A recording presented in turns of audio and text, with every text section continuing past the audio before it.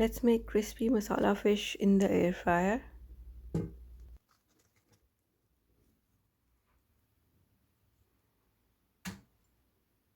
We'll start with the marinade. So I'm gonna take a teaspoon of paprika powder, a teaspoon of salt, a teaspoon of black pepper, a teaspoon of turmeric powder, coriander powder, a teaspoon of cumin powder, a tablespoon of kasuri methi, dried fenugreek leaves, red chili flakes, a tablespoon or more of minced garlic. This is fresh garlic. A tablespoon of lemon juice, 2 tablespoons of olive oil. Mix everything.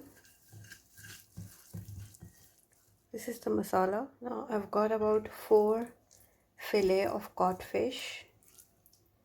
I'm just gonna coat the fillets in the masala and I'm gonna let it marinate for at least an hour or so. So this is gonna go in the fridge for about an hour. For the dry coating, we will take about 4 tablespoons of plain all-purpose flour, 2 tablespoons of cornstarch, you can use potato starch as well, and 2 tablespoons of rice flour, 1 teaspoon of kasuri methi, chili flakes, cumin powder, salt, paprika powder, garlic powder, black pepper, coriander powder, turmeric powder. Mix everything. Here's the masala fish.